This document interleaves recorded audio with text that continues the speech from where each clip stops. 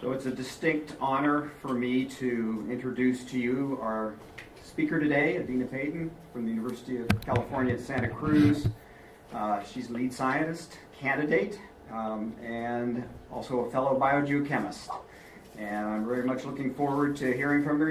I'm going to make this short because if I really synopsized everything in her resume, we'd be here for the rest of the hour. She did her Bachelor of Science degree at Hebrew University. She did 2 Masters of Science degrees, one at the Weizmann Institute in Science Education and a second one in Earth Sciences and Oceanography. She did her Ph.D. at Scripps Institution of Oceanography and currently is a research scientist at the Institute of Marine Sciences at Santa Cruz. Her honors and awards are numerous and significant. I highlight 3 that I was particularly impressed with. She was a National Science Foundation early career award winner. She was also an Aldo Leopold Leadership Fellow at Stanford, and she's a fellow of the Geochemical Society, among many other distinct honors that she has accumulated through her career. She has an extremely active research laboratory, a large number of graduate students, undergrads, postdocs, and research associates, and has many very distinguished graduated advisees and former postdoctoral fellows to support this kind of a very impressive research undertaking. She has received research awards since 1999 exceeding $11 million. We need those kind of resources to run the kind of program that she has been able to run. She's publication list is now closing in on 200 publications, over 180 of them in peer-reviewed journals.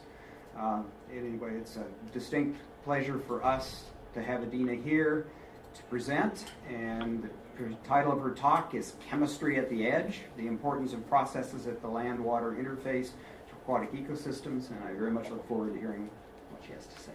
Adina.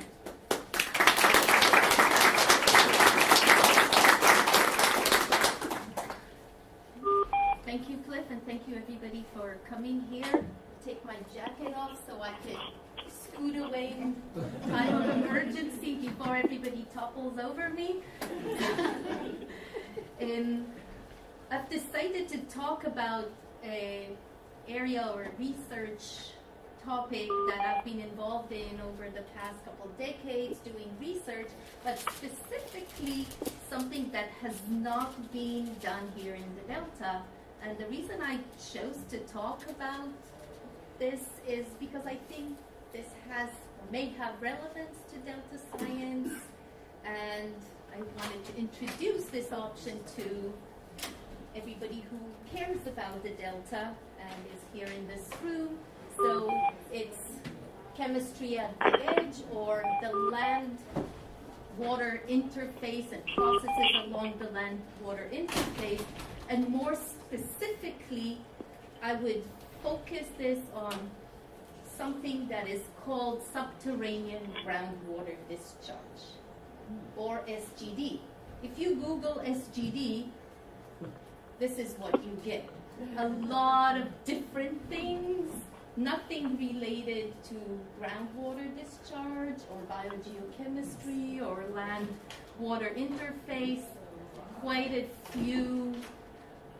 I like the secured gold deposits, most of all of the others here, but the reason for that is probably because this field of subterranean groundwater discharge was mostly something that was promoted, developed by oceanographers with a focus on the land-sea interface primarily. And most of the research since the first paper was published around the early 1990s, was focused at the coastal zone, the land-sea interface.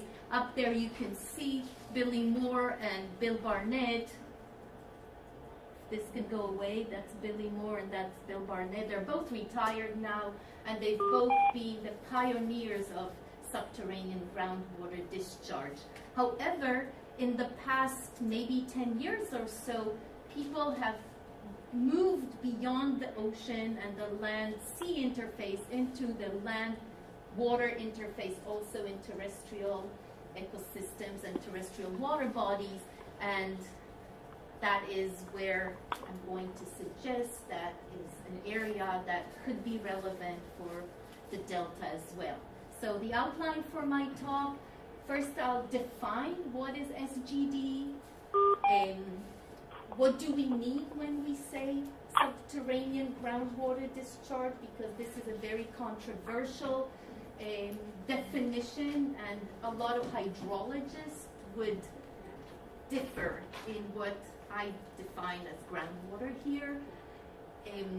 I'll describe briefly how we measure subterranean groundwater discharge, and then move into why do we care about subterranean groundwater discharge, providing examples, mostly from my work, but every once in a while from other people's work where I think that that is relevant.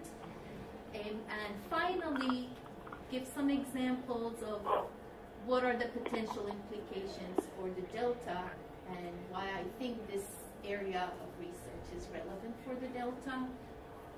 All of the different pictures here are from fieldwork in my group, and as you can see, mostly it's very nice tropical places. That's where I like to spend my time. So Hawaii, the Caribbean, Tahiti. This is actually in California. I think that's down at near Monterey. But we did do some work in Alaska as well. And that was quite challenging. And this here is in the San Francisco Bay, not the Delta, but we did do some research on subterranean groundwater discharge in the bay. So let's start with what is or how we define subterranean groundwater discharge. And it's defined as groundwater flow across the land-water interface. To be more precise, we're talking about any flow of water that interacts with the aquifer, whether it's for a very short period of time or a long period of time. It interacts with aquifer rocks, and it's regardless of fluid composition or the driving forces for this discharge. If you look at this figure over here, this is a depiction of subterranean groundwater discharge. It's in the coastal environment, but you can pretend that it doesn't say coastal shelf, but any water body here. Basically, you have rain falling on land, infiltrating into the aquifers. You have the unconfined aquifer. You have flow down towards the receiving body, or you can have a confined aquifers. At this interface, you have mixing of water from the receiving water body and the groundwater, and this mixture discharges into the receiving water body. The composition of this water, because it spent some time interacting with the rock aquifers, will be different than either the fresh groundwater end member or the receiving water, whether it's a lake, a river, or the coastal ocean water composition, because there are processes that happen in the subterranean estuary in that coastal aquifer zone. Anyway, you put that on your conference call now. Do I need to No. Okay, so that, as I said, this picture over here shows the subterranean estuary, or the groundwater, the SGD, subterranean groundwater discharge at the coastal zone. If we look at a lake or a stream, a similar interaction with the land can happen at the sides, the bottom of a lake or a stream. I think in streams, a lot of what we define as base flow could be a component of this subterranean groundwater discharge. But it's not only the base flow. The base flow is just one component. Another component is what is defined here as tidal pumping. And basically, every time you have high tide and you have a plug of water going over the land, estuary, coast, banks of a river, this water infiltrates into the ground and discharges back at low tide. This recirculation of high tide infiltration, low tide discharge is also a component of this subterranean groundwater discharge. It's the water from the estuary or the river that goes and passes or circulates through the rocks, sand, soil on the land or at the interface. And this component, together with the generalized base flow or groundwater flow from upstream, together is a mixture that defines or constitutes this subterranean groundwater flow. And both of these are important, equally important. In some cases, one is more important relative to the other, but both together are defined as the groundwater flow. Okay, in terms of driving forces or mechanisms for this discharge, in this figure over here, you can see the different forces. Of course, you have the hydraulic gradient that brings or pushes the pushes the groundwater towards the coast. There's the tidal pumping in the ocean. There is also wave setup, and then there is advective and diffuses flow from the bottom, from the sediments. All of these mechanisms have different forcings that would contribute to the discharge. How do we measure groundwater or subterranean groundwater discharge? There's several ways. The most used ones are seepage meters. You can put a seepage meter to calculate how much flow gets into there's different types of seepage meter, and you can estimate how many liters per unit time per area is discharged into the seepage meter. Another approach is water balance calculations, usually by difference. So if you know the recharge, you know the discharge, you know the evapotranspiration, what doesn't balance you allocate as this unseen component, which is the groundwater discharge. And there's other modeling approaches, mostly hydrology type modeling approaches with Darcy's law and so on. There are advantages and disadvantages to using these ways of estimating. They're all well justified. Usually seepage meters provide a very local measure, both spatially and temporally. And if you put 3 seepage meters right next to each other, you can see a lot of variability. On the other hand, the water balance usually is done on a much larger scale, watershed scale, and the modeling approaches, you have to do a lot. You have to know a lot about the system, whether it's the permeability and the aquifer materials and so on, in order to get these calculations. So while they are quite powerful, they're not necessarily providing information on relevant temporal and spatial scales to ecosystem processes. So what can we do to address that? We can use natural geochemical tracers, and here is the group. Radium and radon are natural isotopes that are very effective tracers of this subterranean groundwater discharge. As you can see here, both radium and radon are natural products of uranium and thorium. There's lots of uranium and thorium in aquifer rocks and sediments. They decay, and this radium and radon then get enriched in the aquifer, and as the water circulates, they get discharged with the water into the receiving water, and you can measure them. And because they are very much enriched in the aquifer and there's no sources, hardly any sources for them in the water column, any place that you find excess radium or radon is a measure of, or is a proxy signature of groundwater discharge. If I look at this more closely for radium isotopes, there's 4 radium isotopes. As I said, they're decayed products of thorium.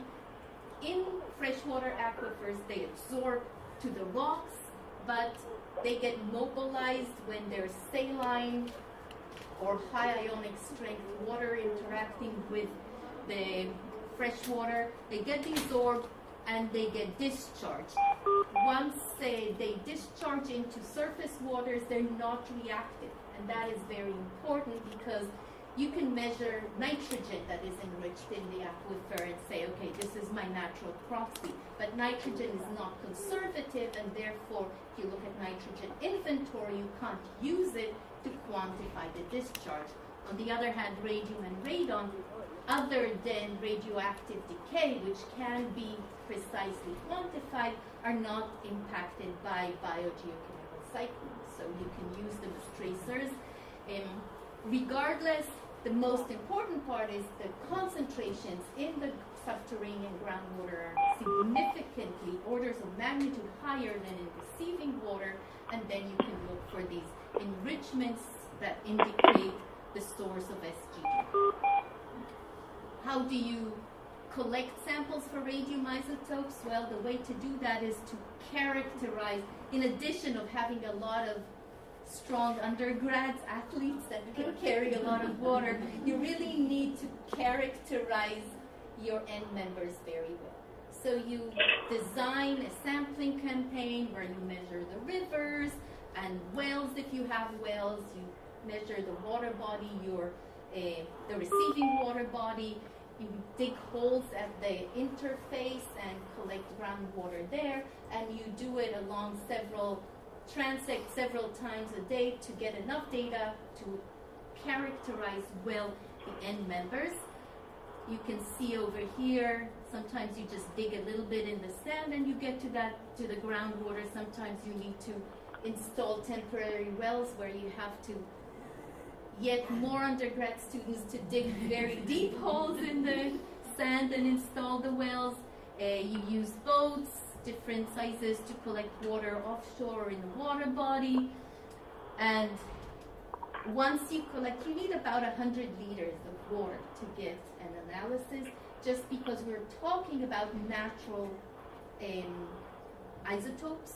You're not enriching them, so their activity is very low. You need a lot of water in order to concentrate them. You can't take 100 liters of water of many, many samples to your lab, so what you do is you pass the water through these columns. These are just fiber columns that are coated with manganese oxides, and the manganese scavenges the radium from the water. So it's fill very high technology, buy some garden trash cans, fill them with water, and have a little pump, submerged pump, or sometimes just with gravity, and let the water pass through these columns. All of the radium that is in your water gets absorbed onto the fiber. Then you send the fiber to the lab where you have these delay coincidence counters, and you measure the products of your radium that decays, and that is used to give you how many disintegrations per minute, which is the same parallel to concentration of radium in your sample. So how do the data look like? You can see typically if you take samples with distance offshore, the things that are minus here are your groundwater wells, and you can see you get very high activity, and you have, the further you go from shore, you have your activity is lower for two reasons. If the residence time is long, you lose some of the radium because of decay. In most cases, the reason you see less radium away from your source is because it's mixed with water from your surface water that has less radium in it. You can see over here the radium activity over time, and you can see that it depends on the tidal range. When you have high tide, you have low radium. When you have low tide, you have high radium. If you try to think about it, you have high tide, you're taking more of your low radium receiving water into the aquifer, so you're diluting your aquifer signal, so you get less radium. At low tide, you're actually moving the water out of your aquifer, the discharge from the aquifer increases. It's not mixed with the ground or mixed less with the surface water, and you have higher activity. So that's why you need to collect samples at different tidal stages in order to get an average composition of your groundwater end member. What do you do with this data? It's basically pretty simple. You do a mass balance. So you have your receiving water body, whether it's a lake or stretch of the coast. You define what this area is. You calculate, you measure the concentration of radium in that water body. You know the volume of that area, so you can determine the excess radium, excess over the background radium in your water body. All of this radium that's in your water body pretty much comes from your groundwater discharge. If you have a river input there, you also measure it in the river and you can account for that. But in most cases, all of the radium really can be accounted for from the groundwater discharge. So if you know your inventory, you know how much radium is in your box, you know how much time it takes to flush this box, and you know how much radium is in your groundwater, it's a very simple math calculation to convert that into how many liters of groundwater it takes to fill that box in order to replenish your radium. So it's simple mass balance, and you get your liters per day discharge either into your reservoir, into your lake, or per meter of shoreline if it's just a section around the beach. I put this figure over here. Typically, or all the time when we do measurements for groundwater discharge for radium or radon, we also take a lot of other measurements.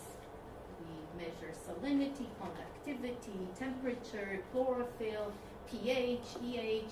We take samples for nutrients, for trace metals, for everything possible. Because we're not only interested in how much water is discharging, we want to understand what are the forcing mechanisms, and we want to understand the chemical composition, the physical characteristics of the water that is being discharged. The same thing for radon. It's also a product of radium, which is a product of the thorium and uranium. It's a non-reactive noble gas, has a 3.8 days half-life. It's enriched in groundwater, in this case both fresh and salty. And when it gets to your receiving water, really it only decays radioactively, and because it's a gas, it also evades into the atmosphere, so you have to account for that. And how do we measure that? If it's a discrete water sample, we just collect it in a bottle, run it through this RAD7 system, and it gives you the information about how much radium is in a liter or half a liter of water. You can also do this continuously, where you pump water from your water, pass it through a purger, which releases the gas from the water. That goes into your RAD7 system, and you can map continuously radon in your surface water. You can do it on a station and collect samples over time. This is an example of what that might look like. So you can just drive your boat up and down a river and continuously measure radon, and you can see here the red dots are very high radon concentrations, and these spots suggest that at these locations you have more groundwater in. And you can then collect the samples and see what this groundwater brings into the system. And the same as for the radium, you have a box model, and you have your diffusive and advective sources, fluxes. You loss into the atmosphere and decay. And if it's not a fixed or a closed box, you also have loss out of the system from a river, for example. And again, it's very simple math, just a mass balance equation. Everything here is known except for your diffusive and advective, so you solve for that and you get how much radon is going into the system. If you know what the concentration of radon in your groundwater is. That's easily translated into water flux. You can also see here the radon versus the tidal stage, and again, similar to the radium, it has a tidal modulated signature, and that's why you want to collect over the whole tidal cycle to get the average input. So this is an example of these activities. This is from South San Francisco Bay, and it's just a model showing how you have radium and radon enriched here, 60 dpm per 100 liters and 90 dpm per 100 liters for radium and radon in the groundwater, based on just digging a little hole and collecting this groundwater. And if you look at the tidal creek, you have 5 and 2 dpms respectively, so you have at least an order of magnitude higher radium and radium in the groundwater. And then, as I said, you look for what is in your surface water. Everything comes from the groundwater, and if you know the residence time of your water in your receiving water in the tidal creek, it could be just the tidal surge, so the slough fills at high tide and then leaves the system at low tide, and from the tidal prism you can calculate the residence time. You can also determine the residence time by using other instruments, ADCPs, modeling, wave surge, or any other means. The good thing about the radium isotopes is because you have 4 radium isotopes with different half-life, you can actually use the ratios of these isotopes to give you an estimate of the residence time as well. And therefore you can get a flux. Okay, so can you see this groundwater discharge? I said it's an invisible diffused conduit connecting the land to the water. You actually can't see that if you know what you're looking for. So this is just a picture in South San Francisco Bay at low tide, and you can see these little dribbles over here. This water that was on land during high tide and now percolated into the salt marsh or the mud flat and now is dribbling out of here, this is part of the subterranean groundwater. Similarly, this is in a river. You can see this little blob of clear water. That's like an area of discharge, it's not submarine, it's subsurface spring where this groundwater is discharging, and this is in the ocean. Again, because in this case the salinity of the groundwater is lower than the salinity of the receiving water, you can actually see it as a buoyancy, a little plug over here. So you can actually see it regardless whether you can or cannot see it. This is something that happens everywhere. At any land-sea interface, you have subterranean groundwater discharging. Sometimes it's mostly fresh water, sometimes it's almost 100% recirculated water. But in any location where you have land and water touching, you have this exchange. So in terms of when this, and a lot of work with, I know by now, many places all over the world, people have measured subterranean groundwater discharge, mostly in coastal marine environments. The first quantitative study for applying this method in a freshwater system was by Schwartz in 2003 in the Delaware River, where they measured radon 222 along the river. You can see over here, and using this mass balance, they determined that about 14 to 29 meter cubes per second of groundwater is discharging into this river. They did a calculation based on the discharge of the Delaware River and determined that that can be 5 to 9% of the total discharge. Is this a lot? Is this a little? It really depends. 5 to 9% sounds not much. But that brings me to the next slide. Sometimes a small volume can be very important because the concentration of different constituents in that water could be orders of magnitude higher than the receiving water. So, for example, if there's 3 times or 10 times more nitrate in this 10% groundwater, it can overwhelm the system.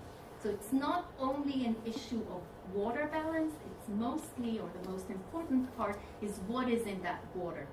And that brings me to why do we care, or why SGD is important.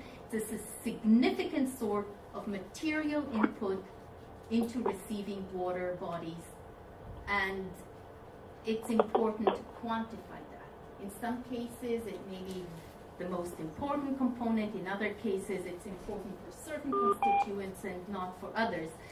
The list here on the side shows you all of the different unique characteristics of this SGD compared to the receiving water. The temperature of SGD can be different, the salinity, turbidity, the pH, the oxygen, nutrients, metal gases, carbon, contaminants, all of the above, and in some cases even biological living organisms in the water like bacteria and viruses could be different.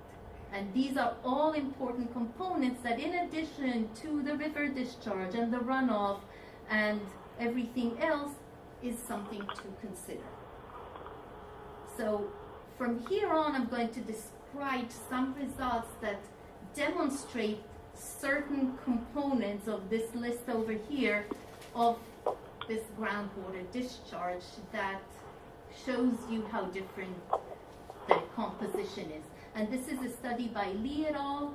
In an estuary or around the island of Jeju in Korea. And you can see what they did here, which is really nice, is through infrared remote sensing, they flew over the bay and they looked at the temperature of, using infrared, the temperature of the water. And as you can see here, that at low tide and at high tide, the red colors are warm temperature and the blue is low temperature. The groundwater is lower temperature than the receiving water, and they could map at high tides. You could see smaller plumes, at low tide, higher plumes of this groundwater discharging. So without even going to the field or measuring, just flying and radar and looking at the temperature of the water, you can detect this groundwater discharge.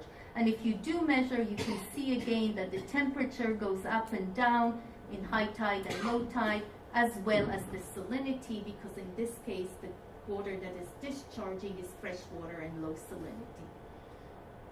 This is the results from my student Kim, who did similar work in Kahana Bay in Hawaii. And you can see she also did this infrared temperature measurements that got similar results. But as you can see here, you can see at the bottom is the radon, and here is salinity and pH. High radon will be your groundwater in member. Low radon and high temperature or salinity would be your seawater. And you can see a very nice mixing line between the groundwater and the seawater, showing impact on salinity and on pH. And both salinity and pH are important environmental variables that may control the ecosystem in the receiving water. Again, this is modulated by the tides, and if you use the radon here, you can get a very high discharge rate into the bay. So that's a very important component of the water in this system. This is a compilation of data from different studies that we've done in my lab. And here you can see again the radium in this case, not the radon, with high radium, low radium, and different nutrients here. You can see phosphorus and silica. And again, the high radium implying groundwater has high nutrients. At the zero interface here, you have zero or close to zero radium in your receiving water and very low nutrient concentrations.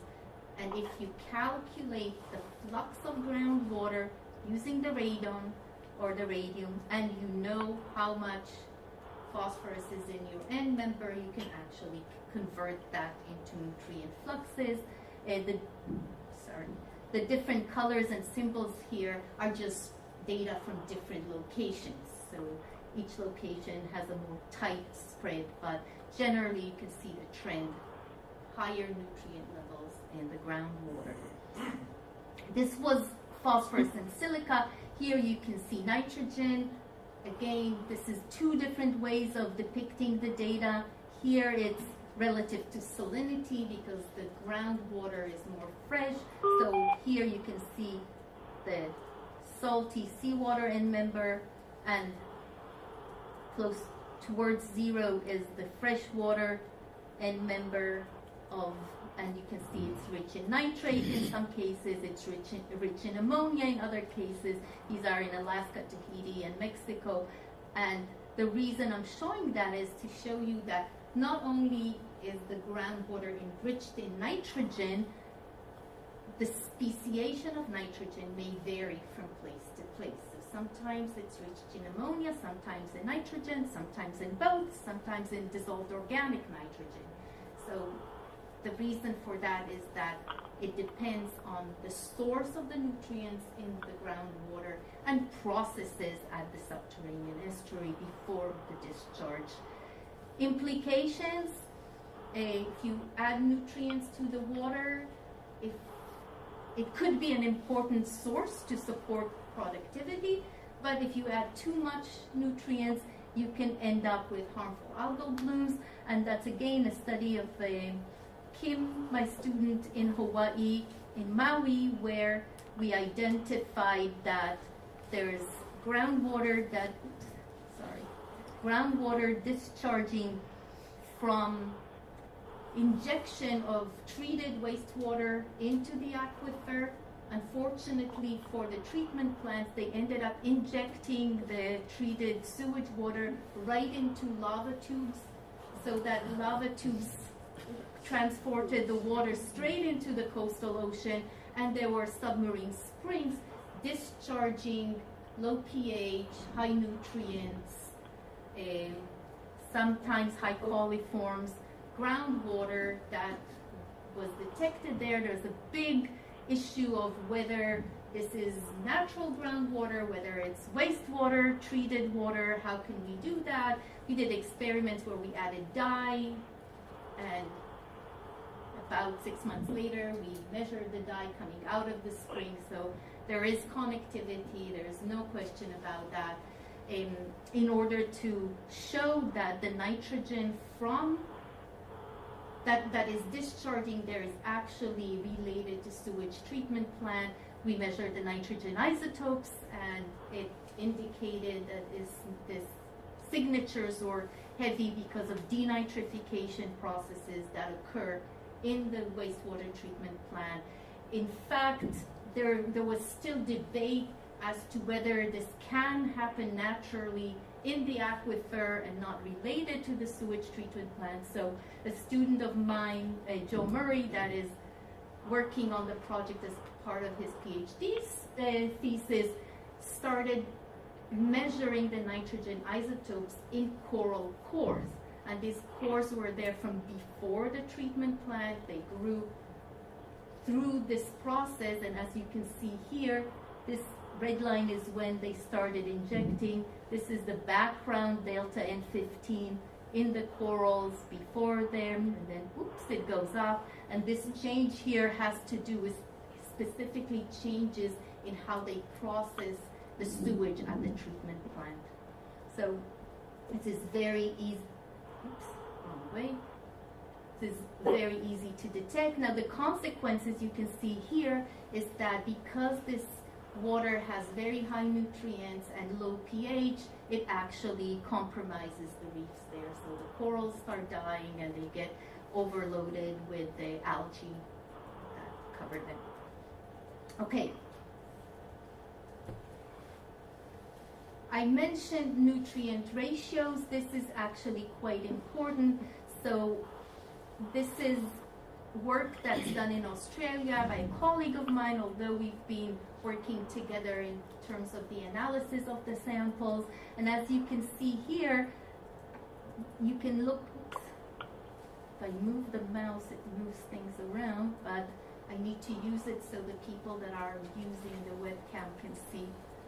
So this is wet season and dry season, and because the composition of the groundwater, the river water, and the surface water differs, you can actually do, in their isotopic signatures of radium, you can do a mass balance and see how much of what percent of the water in the estuary is what percent of the nitrogen species in the estuary is contributed by these different water sources. As you can see here, most of the nitrate in the wet season is from fresh groundwater. In the dry season, you can see that most of the nitrogen comes actually from the surface water, which is a river input into there. And then there is the saline water components. You can do really nice mass balance of the different contribution of different species. And if you look at that, you can see that because the ratios of these different water components or mixing of these waters bring in vary seasonally, so would the ratio of nitrate to ammonia to phosphorus to DOP. In this specific case, you can see that groundwater contributes about 50% of the total nitrogen and total phosphorus, and it exports 7-fold higher than the global average flux, and so on. Mostly in this case, the N to P ratio is very high, so it poses the system to become phosphorus limited. So it may have implication to what can grow and what may happen. For example, if all of a sudden there's phosphorus input, you all of a sudden have or supply a limiting nutrient, and you can get an algal bloom.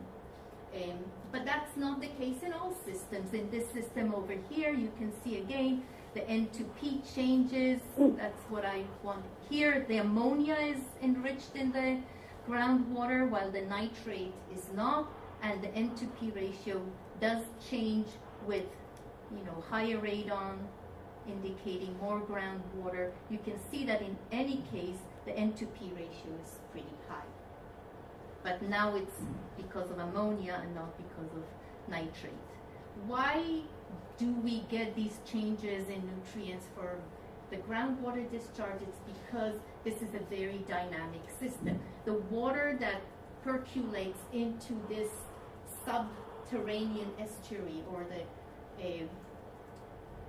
aquifer close to the ocean, undergoes changes. If you have oxic conditions, you can have phosphorus absorbing into iron oxide, and you get less phosphorus discharging. You get a curtain of iron and phosphorus limiting the input of these constituents from groundwater. On the other hand, if you go to a reducing conditions, you're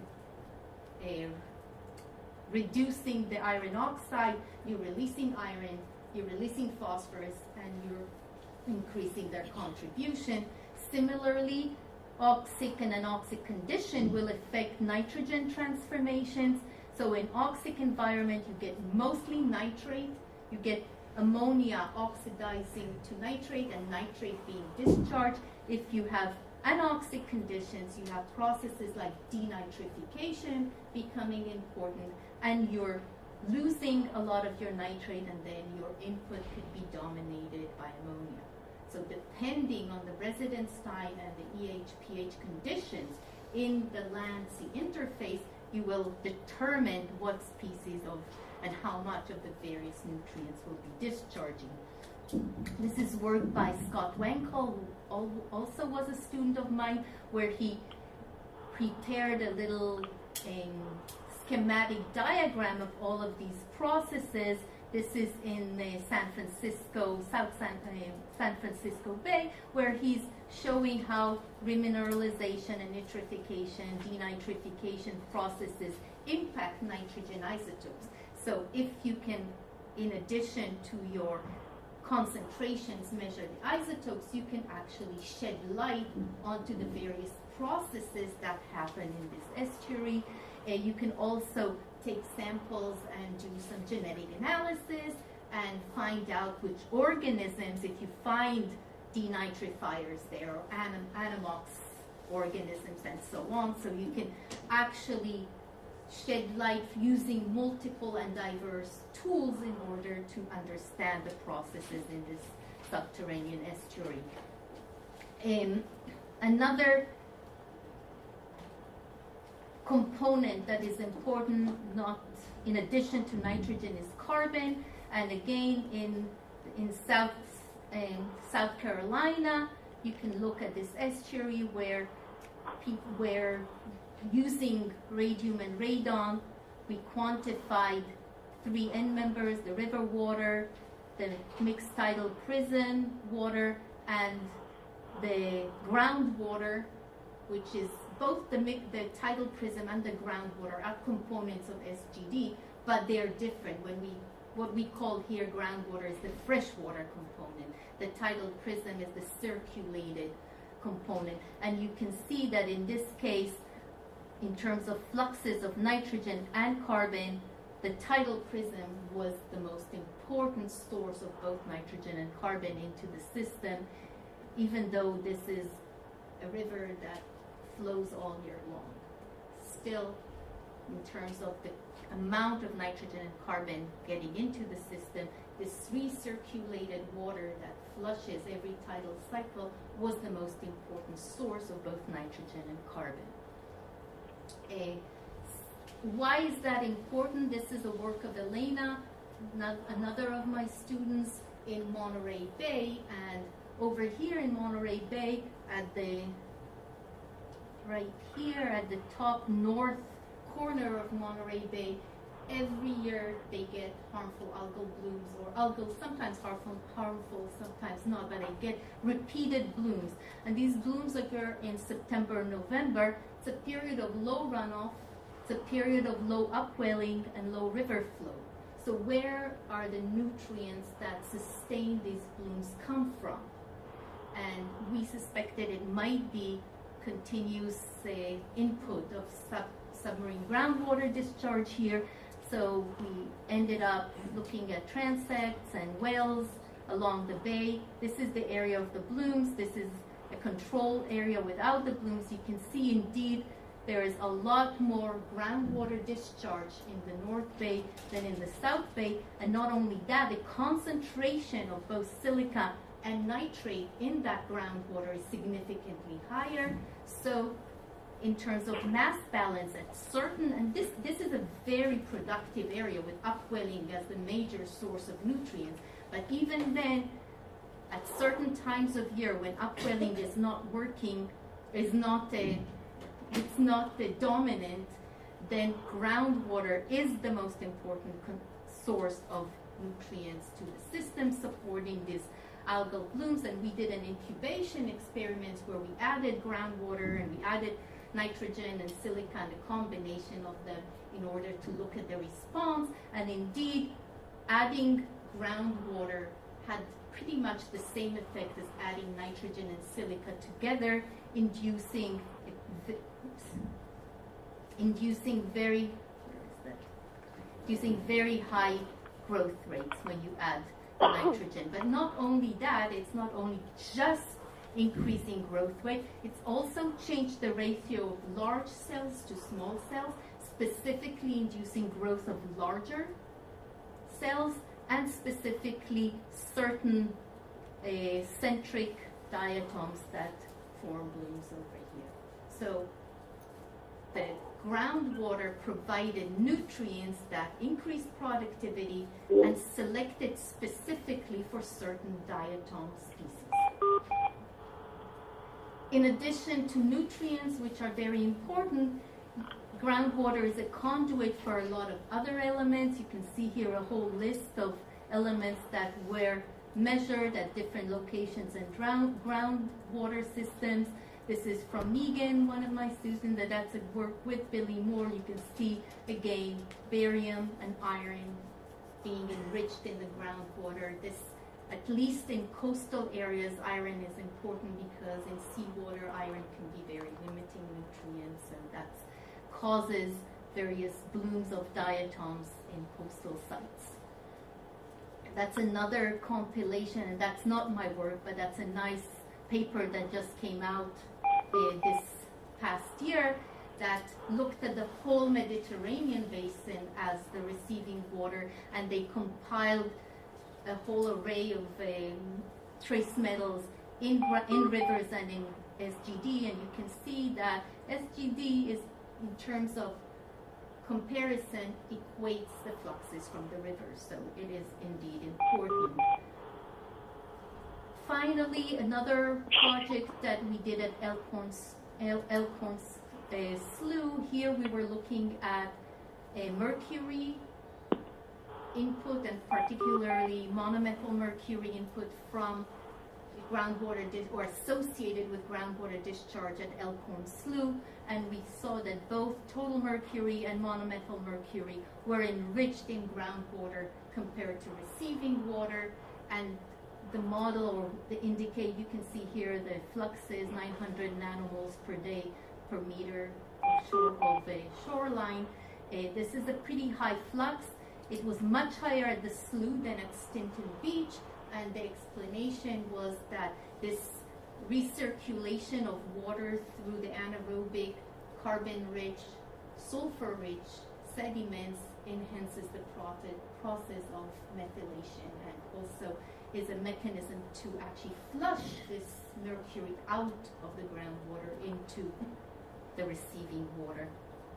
This is just a schematic diagram of all of this anoxia sulfate organic carbon combination and this tidal flushing that releases that. So it's not only encouraging the conditions or enhancing the conditions for methylation, but also a mechanism to discharge. In terms of methane, another project we did recently in Alaska, and that was an exception for me. I usually don't like cold weather, so I tend not to go to these places, but I braved it and bought a lot of clothes at REI and to Alaska to measure actually the input of or the mobilization of methane into water bodies from subterranean groundwater discharge. The idea here, or the implication, is that methane, being a greenhouse gas, will have a positive feedback in the climate cycle. So there's a lot of methane in the permafrost soils, and if you increase temperature, you mobilize or dissociate the permafrost, you may release more methane into the atmosphere, which will increase the temperature, and so on. So we wanted to see what is the role of this groundwater flow in releasing methane from permafrost and from methane production within the aquifer into the oceans and lakes. And up here it's very small, but what we did is we went ahead and we mapped the radon and the methane in Toolik Lake up in Alaska, and we found a very nice correlation between radon and methane, and we again did some calculations that the input of methane that is associated with groundwater is equivalent to all of the flux from the lake into the atmosphere. That doesn't mean that this is the only source. What it means is that it's probably significant source, because there could be other sources, and there's also oxidation of methane, so that's in terms of mass balance. But what's more interesting is we found that this correlation varies from site to site, and you get two different conditions or two different types of groundwater discharging here with different levels of methane. And again, using water isotopes and methane isotopes, we could differentiate the shallow groundwater and the deeper groundwater inputs and their methane concentrations, as well as the processes that produce methane within these, whether in this case it was mostly methyl fermentation type of production. So it was not methane that was old methane locked in the permafrost, but rather mostly methane that is being produced now as the groundwater is flowing and released into the aquifer and from there into the lakes. So this just another study showing the methane inputs, but similarly there's a lot of studies showing that CO2 is also enriched in groundwater, so it's also a source of CO2. Finally, in terms of result, this study is from Huntington Beach in Southern California, where we looked at groundwater, where monitoring of fecal indicator bacteria in the beach indicated that the bacteria abundance depends on the moons. So you can see that at full moon, you have a lot of bacteria in the water, and I'm not sure if the bacteria are romantically inclined to be there and take some walks at the beach, but one other thing that is modulated by the lunar cycle are tides. So at full moon and new moon, you have higher tides and more recycling or this recirculated groundwater. Turns out that does not actually, the groundwater does not actually have the bacteria, but in the sand there's hotspots of bacteria growth that is associated with kelp decay and other processes, and that the groundwater actually just flushes it and brings it into the ocean. And again, this has implication in terms of maybe something that could be done to avoid that, as you can mess up the sand and aerate it, and therefore not, these bacteria don't like to be exposed to sunlight and the air, and you can prevent this, and that has implications to tourism, because every time they close the beach in down there in Southern California, that's a lot of dollars that are being lost. And actually, this is my last slide for the results. This is work in Hawaii, where we looked at input of other constituents, and we found estrogen and Prozac and ibuprofen and pesticides and herbicides and pretty much everything that should not be in the ocean. And clearly this comes from us drinking coffee and taking birth control pills and antidepressants and everything else and going directly into the septic tanks, and from there through the groundwater into the ocean. So it's important to keep that in mind. Okay, implications for the delta. Again, I have no doubt that there will be that there is interaction between land and water in the delta. We all know that if we just look at the satellite images and see how large the variations in the wetlands that are now covered by water, but 4 weeks ago were not, you can imagine that all of this water is going to percolate and going to discharge someplace. We know that at the sides of the levees around the islands, if you don't maintain them, you get water going in and out. In any case, so there is a lot of groundwater interactions at the delta as well. That could be a component of the net data flow, which is important for people to know. But it also can change the physical, chemical, and biological characteristics of the water.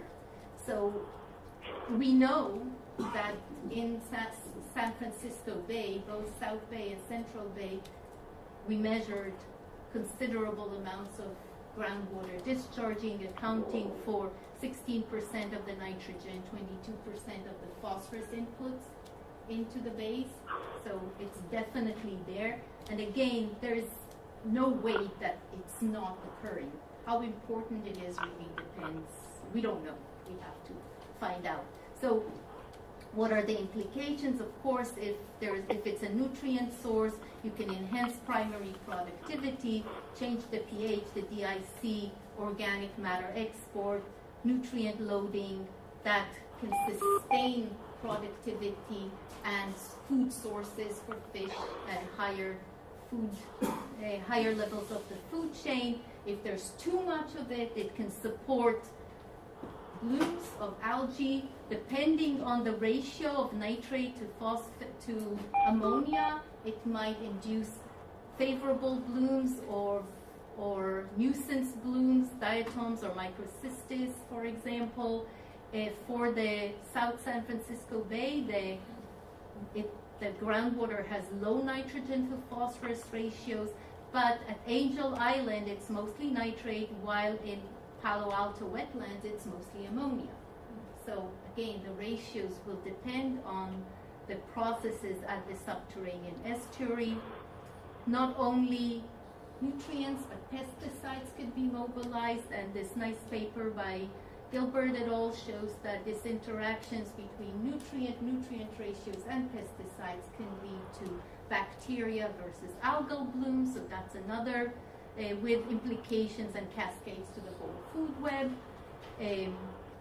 Around the agriculture drainage areas and the islands, there's a lot of organic soils. Any groundwater, surface water interface over there will be a source of dissolved organic matter, which has implications to purifications and water quality for drinking. Also in that area would be potentially a source for a mercury or monomethyl mercury that will impact fish livelihood and toxicity. Temperature could be different, so if the groundwater is cooler, it could be refuge areas for fish larvae because they have their optimal temperature tolerance.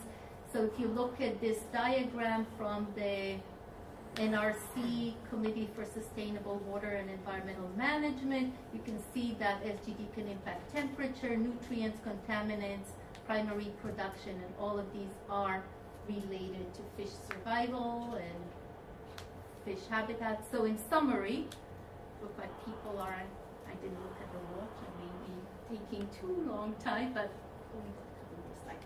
Summary, SGD fluxes are reported in almost every location, and the flux could be as small as 1 meter cube per meter per year to 400 meter cubes per meter per year, so very large range, and it really depends on the setting. It's an important source of dissolved constituents, sometimes rivaling other sources, or at least as important of other sources. These constituents can impact the ecosystem by increasing or changing productivity, harmful algal blooms, toxicity, algal composition, larval survival, and food web dynamics. It's a dynamic system. It's not a standing fixed system, so conditions can be changing in this subterranean estuary, as well as in the amount of groundwater that is being discharged, so that will have implications to material fluxes, and climate change conditions can impact that as well. That brings us to future changes. Climate change may change flow conditions, may change forcing mechanisms, may change the composition, chemical compositions of constituent loads, and in terms of management, changing and extending the wetlands can have implications as well to the composition and the amount of this groundwater load. So, you know, having a freshwater estuary or a saline tidal estuary would have different consequences to the concentration and the amount of these constituents in groundwater. And in conclusion, if we want to have effective land and water management, we have to consider all of the playing parameters, and SGD is part of them, and needs to be at least evaluated to see if it's important because it's unique. With that, I will just thank my students. This is my lab, last Halloween. We're not cows, we're Dalmatians. I think that I'm right there, Cruella de Vil. So with that, I'll be happy to take any questions.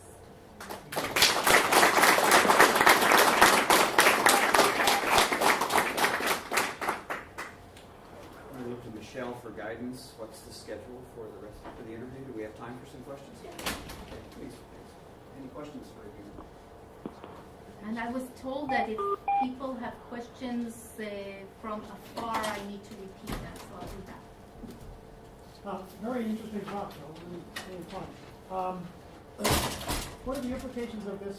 I don't know if you've been following California groundwater regulations, but the Sustainable Groundwater Management Act, does it have a coastal side as well that might be of interest to you? Absolutely. I think I'm actually working with Andy Fisher, if you see Santa Cruz, on managed aquifer recharge.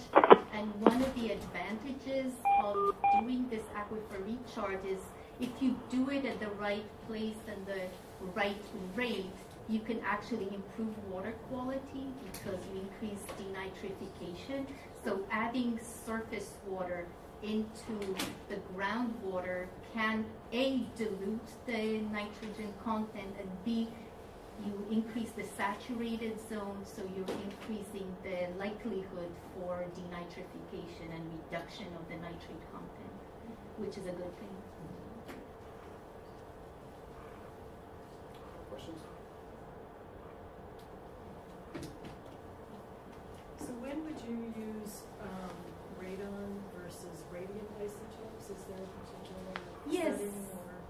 That's a very good question. So radium is amazingly good in saline systems. So if I was working Sucene Bay, for example, I would use radium because it's very, very effective there.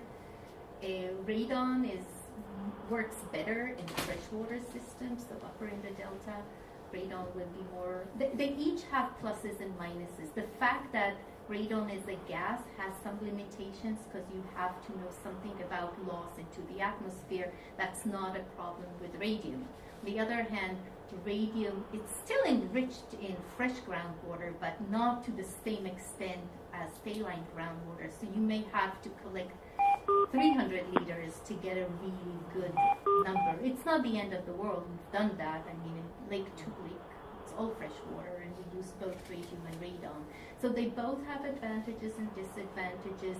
What I would do here at the Delta as a first step would actually do qualitative radon mapping, because that's very easy. It's not, doesn't need any permits, you don't disturb anything. You sit on a boat and you just pump water and you get your data as you go, ideally in a sunny day with a beer or something.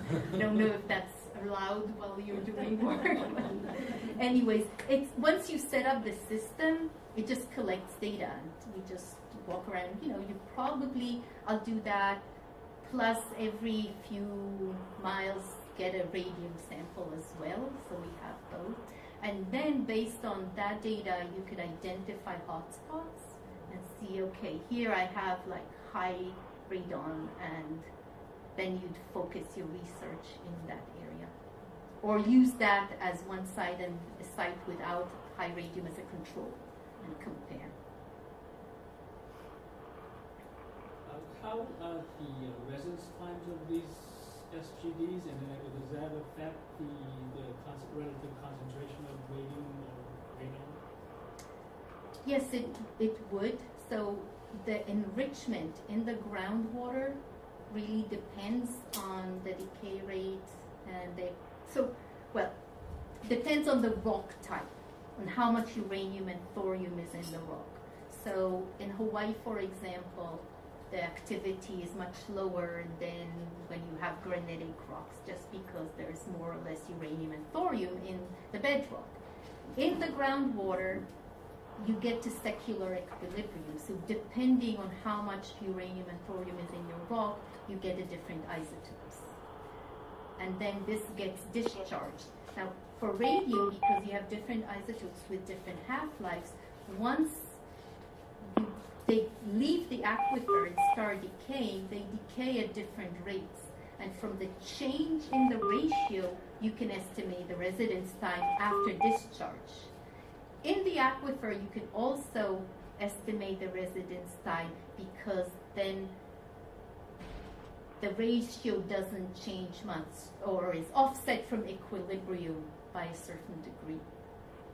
So that's the advantage of radium, because you have the 4 isotopes. So it's also 4 independent measures. They don't kind of depend on each other so much. You can check yourself. Radon is just a noble gas, so that's the advantage because it's non-reactive. It has a 3.8 day lifetime, so that's kind of the right time scale for integrating over, few kilometer and few days processes.